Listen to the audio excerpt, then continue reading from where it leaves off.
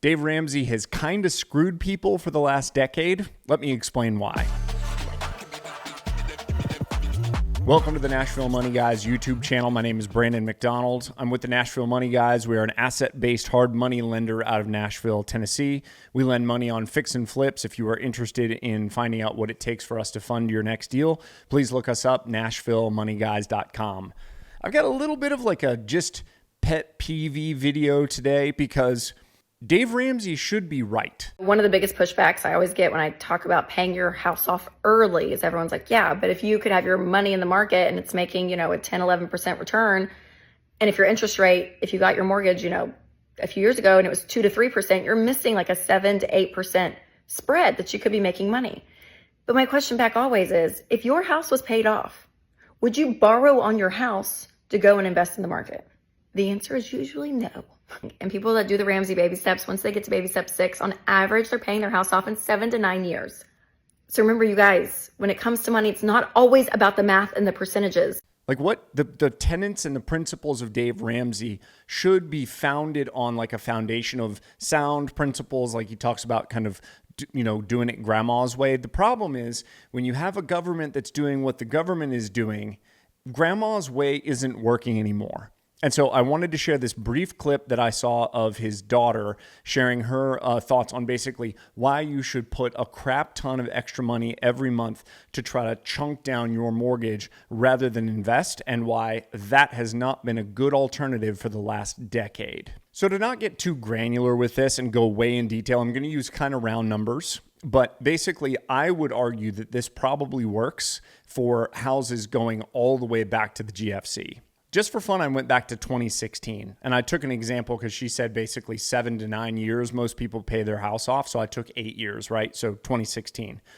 Average house price in the U.S. was $299,800 according to the Fred website. Average interest rate that year was 3.92. So what I did for this math problem, it's not super mathy, so just hang on with me. $300,000 house at a 4% interest rate.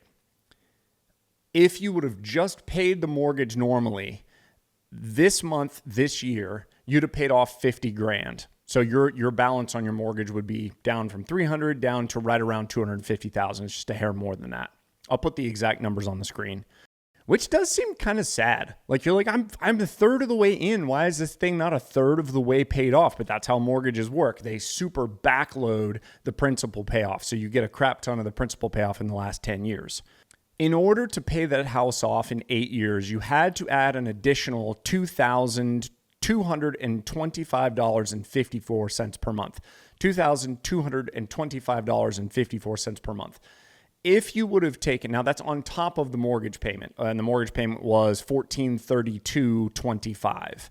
So you're paying right around $3,500 a month, like just a hair more, to pay down this $300,000 house in 8 years. But let's look at what would have happened if you would have instead taken that money and invested it in the market. Here's the part where I feel like Dave Ramsey is kind of screwing people. And I'm not even saying, like I said, I'm not even saying it's his fault. I just think that the principles of money in the United States have now changed with $34 trillion worth of debt and a Fed that is continuing to be willing to just print money. Print. If you would have taken that $2,225.54 and invested it in an S&P 500 stock over the last 8 years, you'd still end up in the same place. You'd end up with a house that was paid for, but then you also would have ended up with an extra $135,000 in the bank. Now, market returns have been bananas over the last decade, basically. And it's because coming out of the great financial crisis, they dropped interest rates to zero. Like it was just this, I don't know if we want to call it synthetic event or whatever ended up happening, but the market over time, the entire history has returned well over 4%, which is what the mortgage is. So even if you don't take that calculation for that 14, I think it was like 14%, 14.32%. If you don't take that 14% return that you've gotten year over year on average for the last 8 years, and you go back to like a 7% return, 6.5% return, you still end up with a paid for house and you still end up with more money in the bank. So when they're talking about like the type of person who is going to be disciplined enough to set the auto draft every single month to draw out an extra $2,200 a month for 8 years is absolutely the same kind of person who is going to be willing to have that money auto drafted over into like a Vanguard ETF fund. This only really seems to work, like that arbitrage spread only really seems to work from like 2008 up till 2022. Because every other time the interest rates are high enough, like right now, you'd go get a 7.25% mortgage. It's not worth the risk because on a long enough timeline, the average S&P 500 return has been just a little bit higher than that. So that's not worth the risk side to just not knock down that interest and knock down the principal on that house. If you got a mortgage between like 2010 and 2022 and you have been paying extra on it every month, this is not financial advice. I'm just saying do some math. Look at the math. Make some decisions for yourself. If you want to make some more money, come flip a house. If you need some money to do that flip, look us up, NashvilleMoneyGuys.com. This is a bit of a departure, I think, from like standard real estate education that I'm typically trying to throw out here, or just like interesting business things that I'm noticing. Like, I know that personal finance is also about like you as a person, but if you as a person can make extra payments every single month for 8 years, you as a person can also make extra payments into a fund for 8 years.